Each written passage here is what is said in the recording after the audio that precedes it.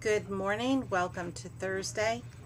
I wanted to talk a little bit about last week's assignment on PTSD in just a moment about the CASRA USPRA materials on domains.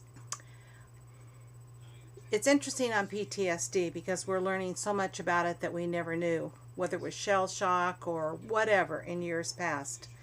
Then we think it's all has to do with wars and veterans and all of the things that go on with those kinds of battles.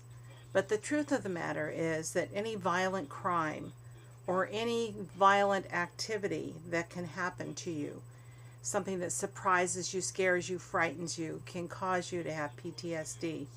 Victims of violent crimes, for so long, people just say, get over it, whether it be rape, whether it be I think of a young man I worked with who was taken outside of a grocery store. He was a clerk and he was made to disrobe completely and held at a gunpoint. He had a terrible time trying to recover from that.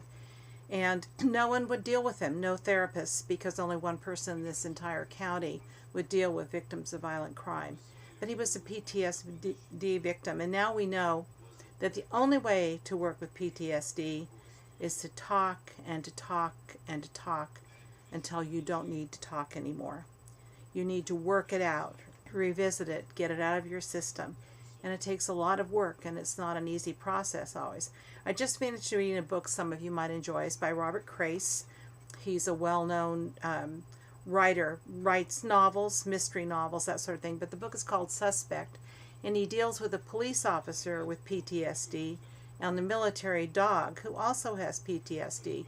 And there's a lot of interesting information for those of you who would like to know more about it, about PTSD, animals, and the effect animals have on people with PTSD, not to mention the animals coming back from war who also have been frightened and scared. Another thing that I would like to talk to you about a little bit is when you look at the domain questions, I give you the answers. I give you the answers that are not my answers. They are the answers that come from CASRA, USPRA, the best answers to those questions. You'll see some of them again on the test if you take it, and it's time for you to look at them and see how do they choose their answers. How did they get to the best and the rightest answer? You like that, rightest? That's a good word. Anyway, take a look at those and go back over them.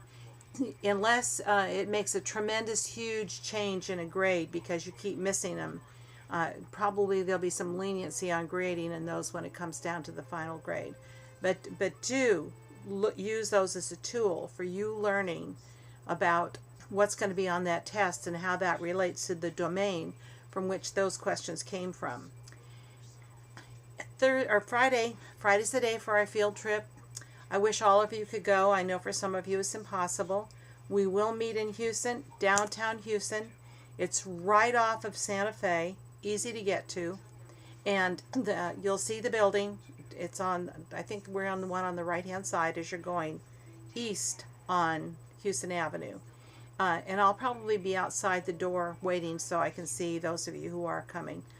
I think you'll find it an experience that this class is supposed to be providing in showing you what psychosocial rehabilitation can look like in a community and how you might be able to work with it, even with an AA degree, and do well and enjoy it. Take it seriously on the written part that you do if you're not going on the field trip. It's worth 5% of your grade, and so I expect it to be a very thorough document when you finish it. And I'd like to ask you not to submit it to me by attachment.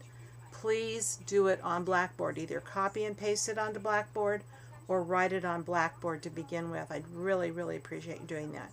If you have any questions, give me a call, even if you change your mind about coming.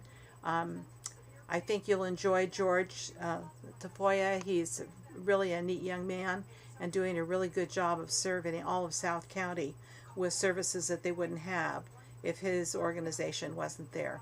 So anyway, have a great week, and I hope to see many of you on Friday morning.